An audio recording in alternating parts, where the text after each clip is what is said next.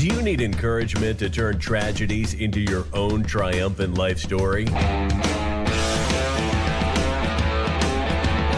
If so, this podcast is for you. Listen to powerful guests who have persevered through challenges so you can gain strength to build your championship life. The host of Professor of Perseverance podcast, Dr. James Perdue. Hey, come on. It's time for us to get some inspiration, some motivation, some fire me up power tools to help us get through our next hardship, difficulty, challenge in life. And as I always say, don't take to the grave with you. Pay it forward. Help the next person ahead of you. And then grab one good gold nut. Grab 3 or 4 of them, but at least one of them that's really going to help you. All right. Today on our guest, he's going to get started here today. Our guest, he's going to, he actually found his purpose helping people from the loss of his sister. Sorry to hear about that, but he's helped people navigate grief and adversity with resiliency and hope. All right. So let's go ahead and get started here. Welcome to the show, Zander Sprague. Well, thank you so much for having me here. I'm so honored to be able to come in and talk with the Professor of Perseverance and your audience. All right. Thank you. Hey, I love you're like me. You throw that voice out there. So no, it shouldn't no one say they can't hear us coming. So, that's true. All right. So good deal. So also you're the author. Let me put up this book here. Best-selling author, I should say, of Epic Begins with the First Step Forward, How to Plan, Achieve, and Enjoy the Journey. And also I'm guessing a tribute to his sister, Making Lemonade, Choosing a Positive Pathway After Losing Your Sibling. All right, best-selling author. All right, Zander, thank you for being here again. And I tell people greedy, selfishly, I get to get fired up first because I'm talking to you, and other people can experience. If they come in while we're doing this live, they can come in and enjoy it or catch it. What people used to say, back in the 60s, catch you on the flip side. Exactly. All right, Zander. Hey, thank you, buddy, for coming in. And go ahead and you throw us in the story where you think is best for us to start with. Absolutely. Well, first of all, thank you so much. My name is Zander Sprague. I'm a licensed professional clinical counselor. And, well, I want to talk about one of my favorite subjects. That's my sister, Lucy. 29 years ago, my older sister, Lucy, was murdered in her apartment in Chicago. Oh, wow. At the time, she was a second-year law student at John Marshall Law School, which is now University of Illinois Chicago Law School. They renamed it.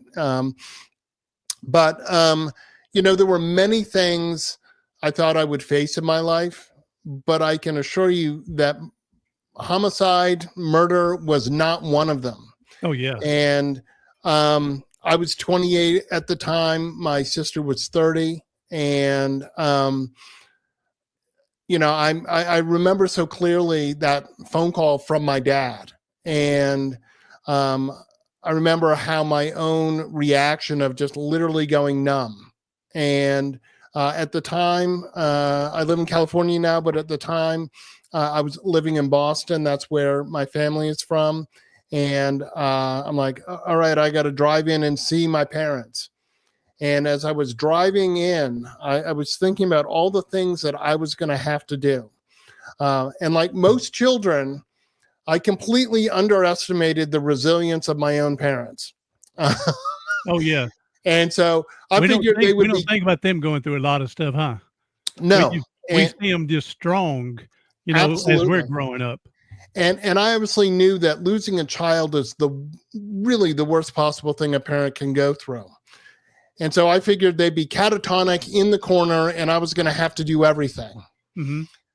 Luckily, my parents are a lot more resilient than I gave them credit for in that moment. And they were, we all worked together to get ourselves through this.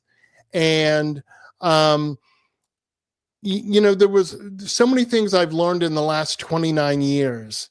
And, one of the big things is I like this statistic because it really brings into focus how big a challenge this is. There's over 1.3 million new sibling survivors in the U.S. every single year. Wow. And now that's looking for, taking the average number of people, children in a family, and looking at sort of death statistics, and then saying, all right, there's on average about 2 children per household. And so we come out with about 1 million, I'll say over 1 million new sibling survivors every year. So we're everywhere. Is that the number in this country? Yeah, just the United States. United States. Okay. Yeah. Still, that's a big number. I wouldn't have thought that is a big number. Now that's across all ages. So I can't, I don't have a way to break it down and go of that, 50% are people older than 70, but it doesn't really matter. Losing your sibling is devastating. And, it's also, unfortunately, a very lonely experience. And, I want to take a moment and talk about that because after I lost my sister, lots of people knew my parents in Boston. I'd be walking around. People would bump into me and go, "Oh my gosh, so sorry. How are your parents doing?" Not one person asked how I was doing. And I had probably about a year where I thought that my loss was less significant than my parents. Yeah. And the fact of the matter is, it's not less significant. It's different, but it's equally as significant. Here's another thing. The longest relationship we have in our life is with our siblings. And our siblings, we know each other better. I knew my sister better than she knew me, and she knew me, she knew about me more than I knew about myself. Uh-huh. And so that's a very special relationship. And when it ends, a good friend of mine, Heidi Horsley, says, when you lose your sibling, you lose your past, your present, but also your future. There are all those things that you just assumed your brother or sister was going to be around for, be it weddings, graduations, birth of children, job successes, things that don't go so well in your life. And you just assume that they're going to be there, that you'll be able to lean on them. As you get older, your parents get older, perhaps you just assume they're going to be there so you could both help take care of your parents and figure out, what are we going to do? Yeah. And then when they're gone, all of a sudden you're like, that person's not there. Now I'm lucky. I got a younger sister also. But yeah, it was just, it was a really lonely experience. And even now I talk about sibling loss all the time. I wrote that book about it. You'll see over my shoulder, I also have another book, Why Don't They Cry? That's a book for parents to understand their living child's grief. And I wrote that book because of the work I do with siblings. I inevitably am talking to parents, and they kept asking me, "Hey, I lost my son or daughter, but I have other living children. Zander, why don't they cry? Why aren't they grieving in front of me?" And so I wrote a book to help parents understand a little more about what the siblings are going through, the change in family dynamic. Like just one quick thing from that is there's a change in birth order. I was a middle child. I had it really good. I could watch my older sister Lucy mess up on all kinds of things and go, well, that's not the way to do that thing. Yeah, I'm not doing that now. Exactly. Or I would not make that stupid mistake. That's right.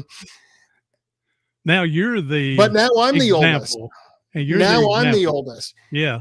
And depending on your family and, your culture and stuff, there may be expectations of the oldest child, right?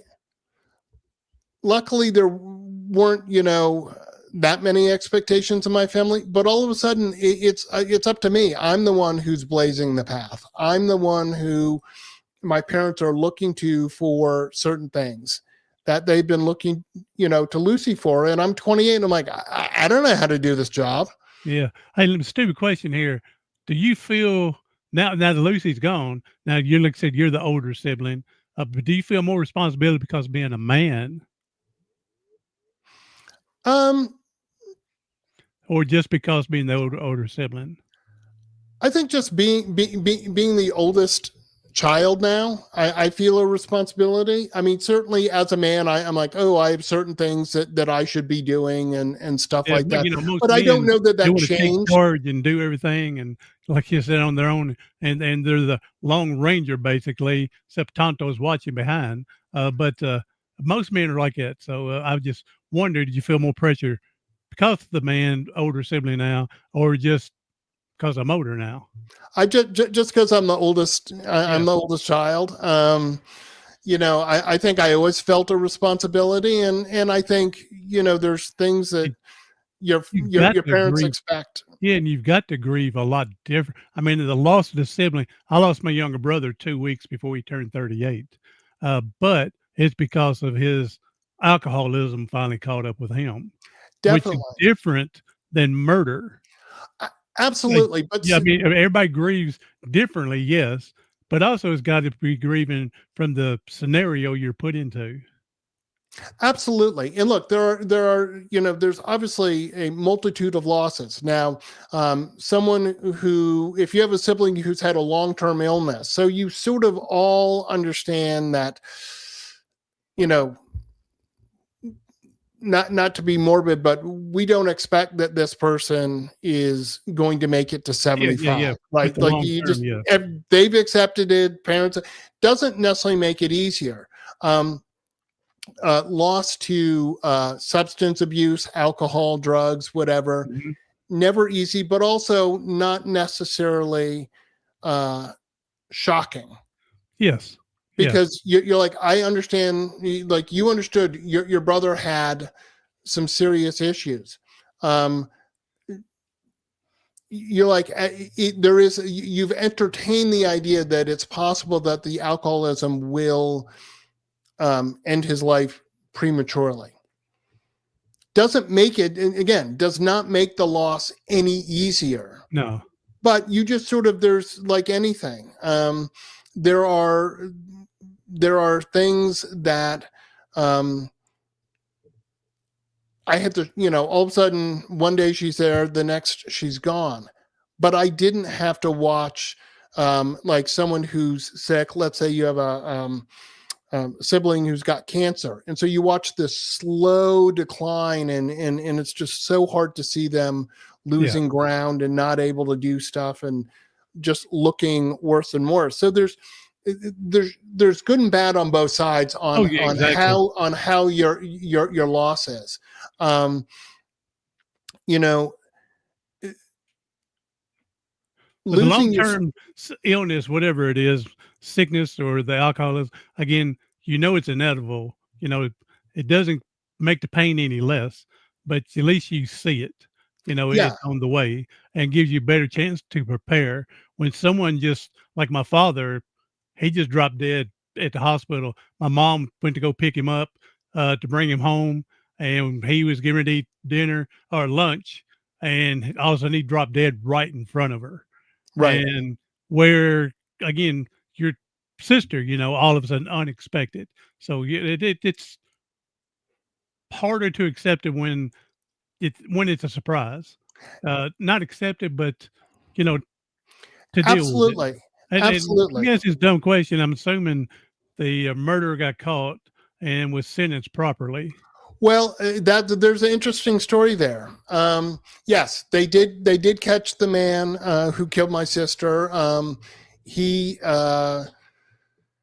the sort of the story behind that was it was December 9th, 1996.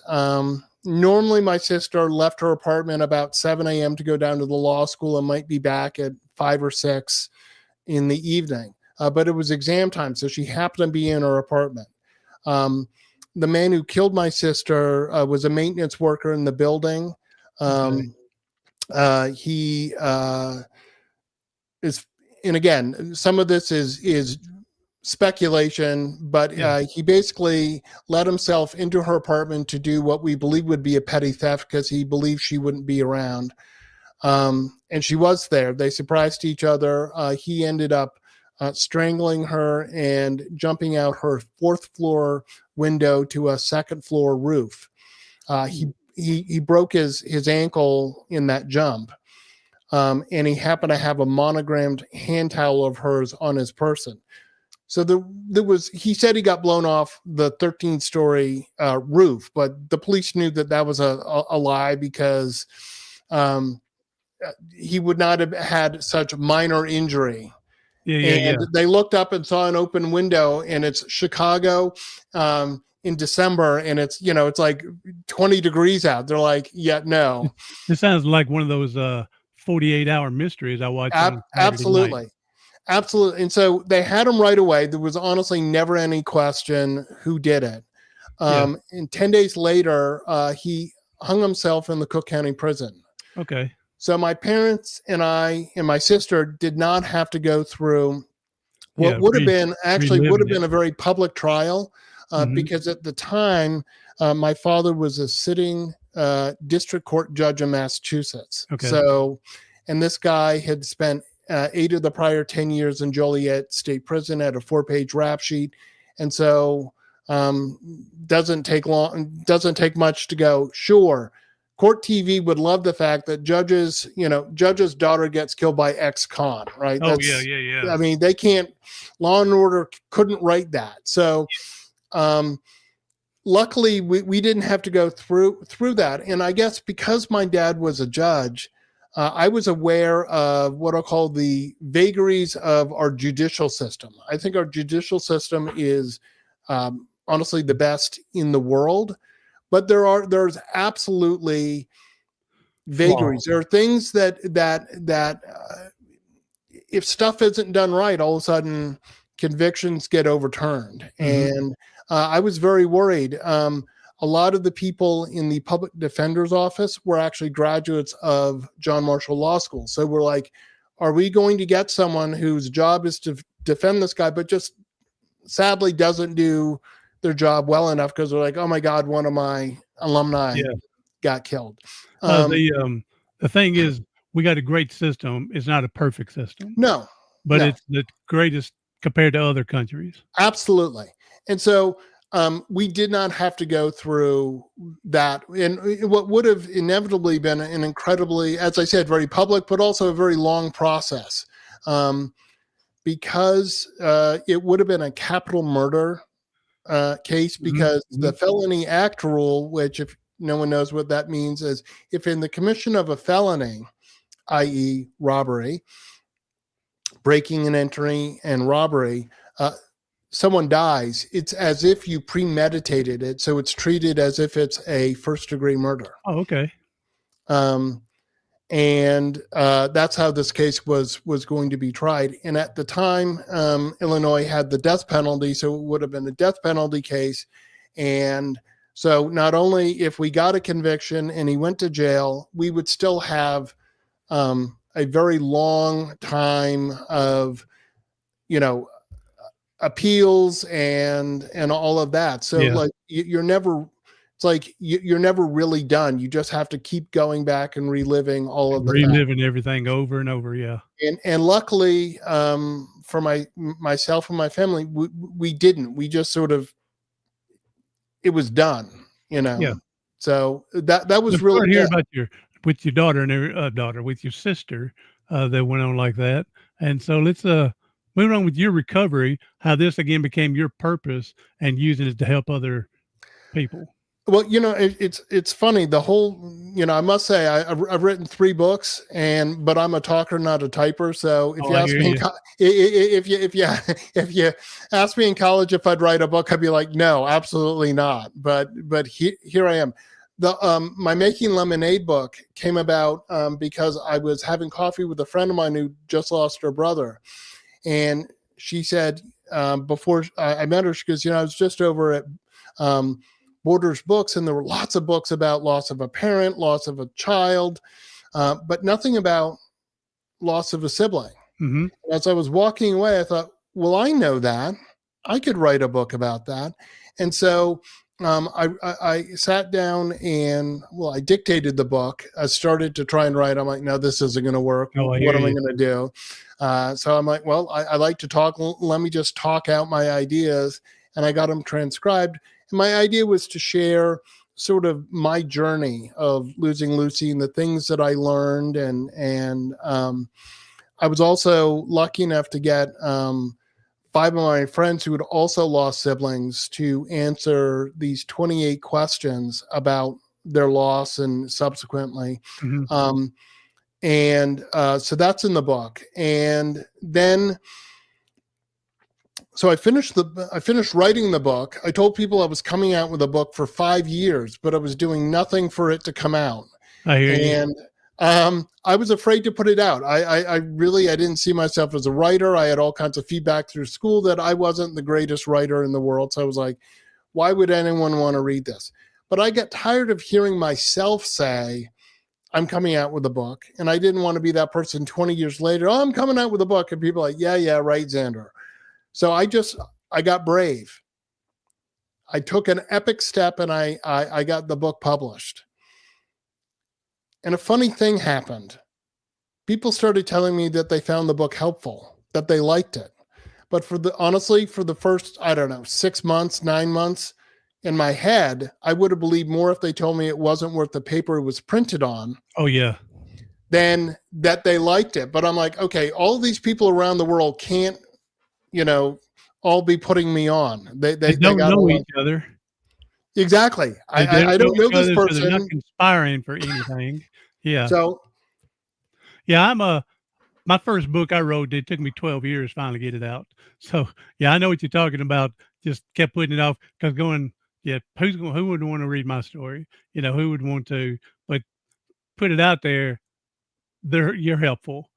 Yeah. Absolutely. I encourage, again, everybody should write their own books, whether you want to publish it or not. At least for your great kids, when you're dead and gone, can know who you were. So.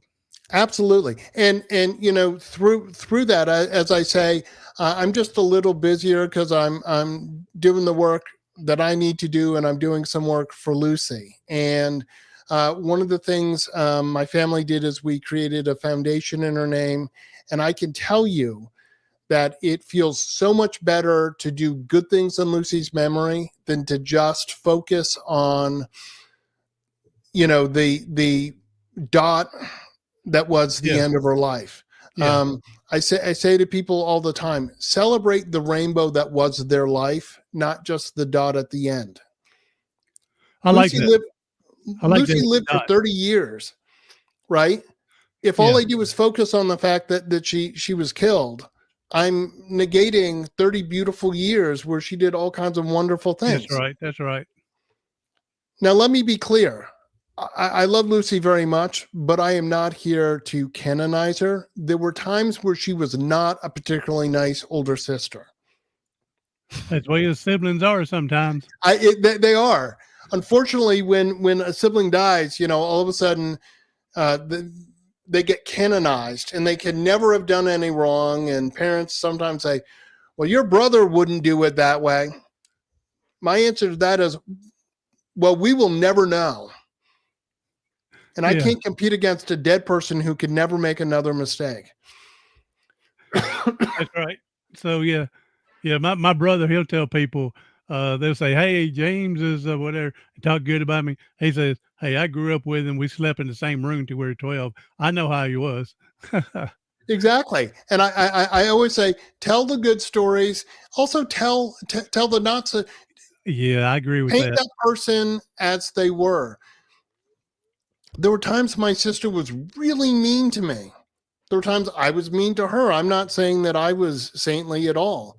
Mm-hmm. But, that's an important thing. When you have a loss, talk about the person's entirety. Talk about, tell the good stories and the bad stories. Yeah, I like that. I like it. The stories that don't paint them in the most, favorable light, We can let them get a picture of her, and then they can respect the good that came later on, from it. So, Absolutely. Yeah, And, one of the things that through Lucy I've been able to do is I sit on the board of the Compassionate Friends, which is an organization for families that have lost a child, a sibling, or a grandchild. And I didn't discover them until I was 19 years into my journey. And I am sad that I missed out. My sibling community is so strong and so supportive and so important to me, because it is great to be around people who understand, right? Like anything that we experience in our life. I know that you played football, right? So if you're around other football players, I didn't play football. So there are things that you might talk to them about where two-a-days or, whatever, drill or whatever, you guys have that same thing. So you can immediately get in and talk about that experience versus you and I talking and you trying to explain what you want to talk about. Well, with sibling loss, as I said, we're everywhere and yet we're nowhere. We don't have some secret handshake, some pin that we walk around and go, hey, there's another sibling survivor. So we don't get to talk about it. I think there's a devastating effect of the lack of acknowledgement of our loss. Society in general just doesn't ever think about the siblings. Yeah. And I think it has a very profound effect on people's lives. And unacknowledged grief is it's just mentally and even physically can be really, really hard. Well, I definitely, especially the emotional part. Yeah, especially that. So, wanted to go back. You were talking about, she wasn't the greatest, sometimes, it goes back what still saying, hey, I love you, but there was days I didn't like you. Absolutely. Same thing, Absolutely. yeah. So, when I got in the wheelchair from my injury from playing football, apparently I was a jerk at times, and I know I was.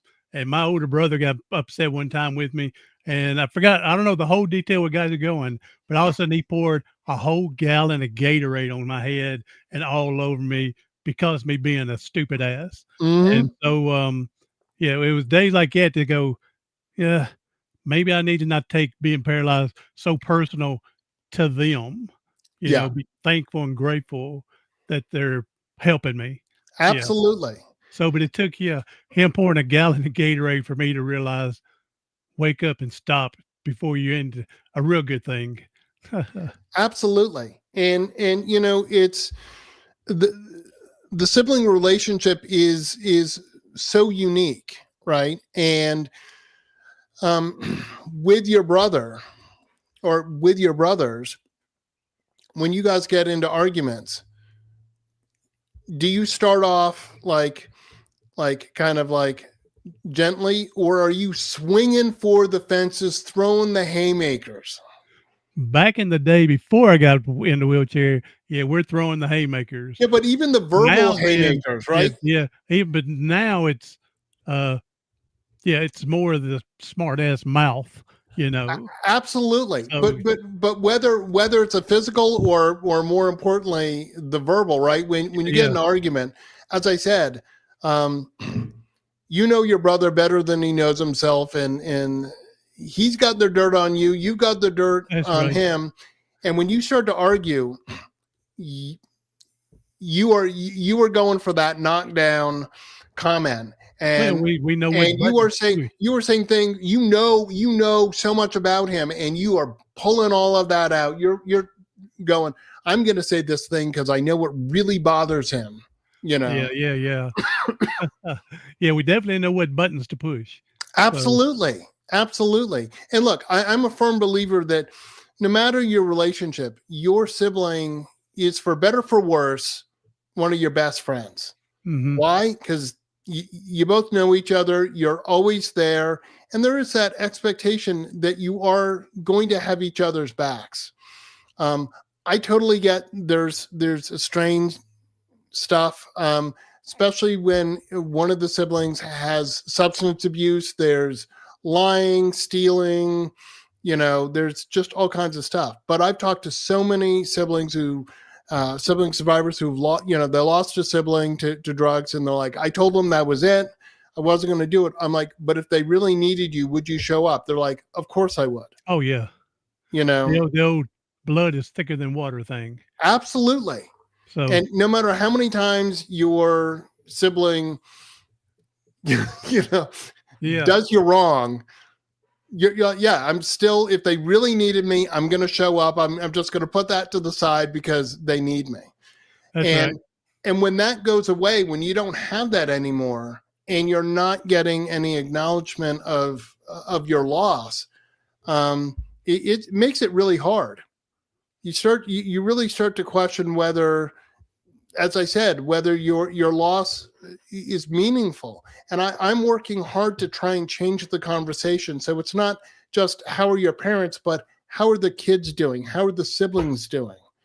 Because I think it's so important. Yeah. What I was going to say, when my brother passed, it's been 18 years ago now, but as I'm listening to you, you're right. I don't remember many or much or anybody ask about me and my older brother. It was Mom. How's Mom doing? Right. Yeah. And again, I'm not. I don't remember it. And I'm not. That is a logical question. Fault of anybody either. It's just the way we think of Mom and Dad first. Absolutely. And I do totally agree that losing a child, I've got 2 daughters. I can't even begin to imagine what my parents went through. Yeah. What my mom still goes through. Although I think we're all doing pretty good. And as I said, the work we do in Lucy's memory is all of these really cool things. One of the things we did is we created a scholarship at her law school that we give to a graduating attorney who's going into public service, which is what Lucy wanted to do, to help support them to go do public service, be it in the DA's office or nonprofit advocacy or whatever. And that's really rewarding to see these people that we've supported and the thousands of lives that they've impacted because they were able to go do this job.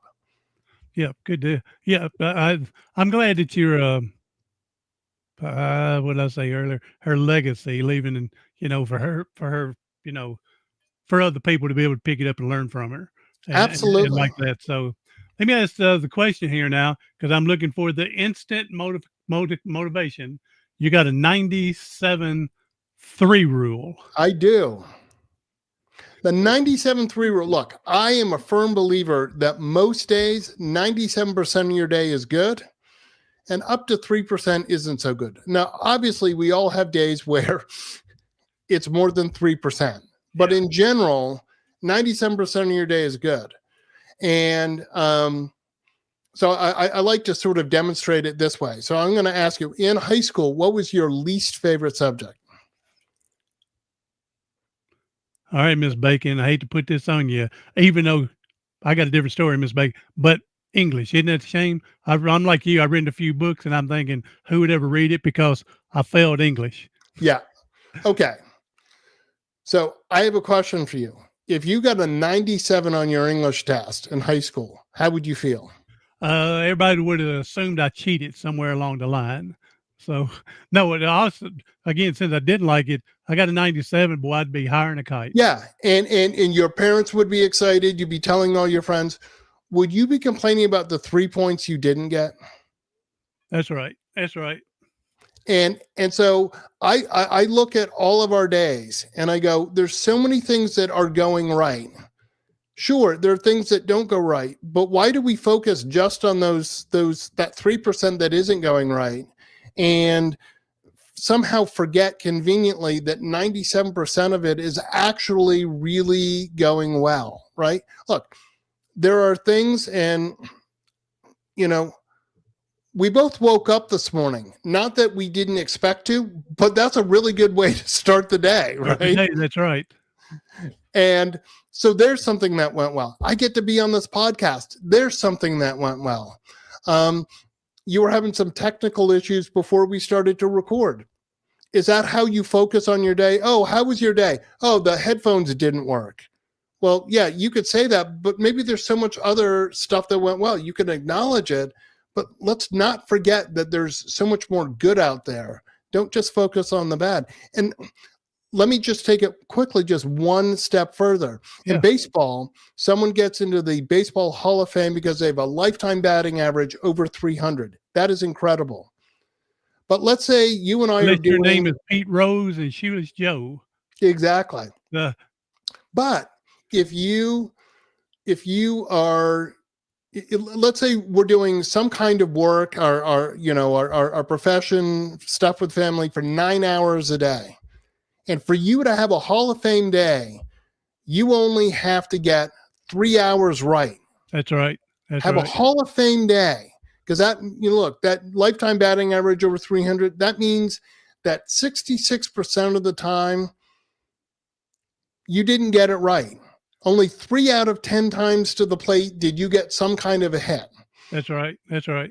So if our bar is only 30% of our day to have a Hall of Fame day, I don't know about you, but to me, that doesn't seem like a particularly high or hard bar to get over.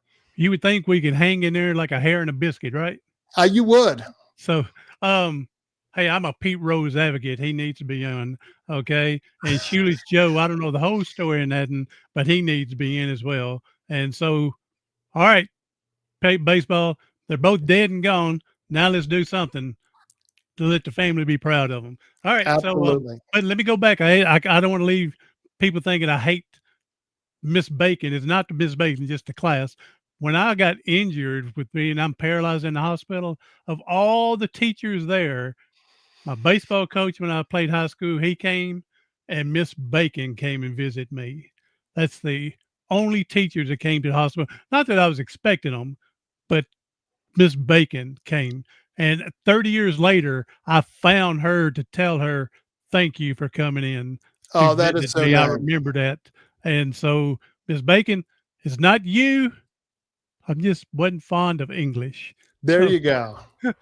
There you go. I guess. So, all right, Zander, hey, I appreciate you being here, man, and giving I love your story. Sorry about your sister, but again, I'm glad the legacy y'all are building to help other people is again paying it forward. Absolutely. Well, it's my honor to be here, and it's my honor to just keep Lucy's legacy going on. So it's awesome. All right.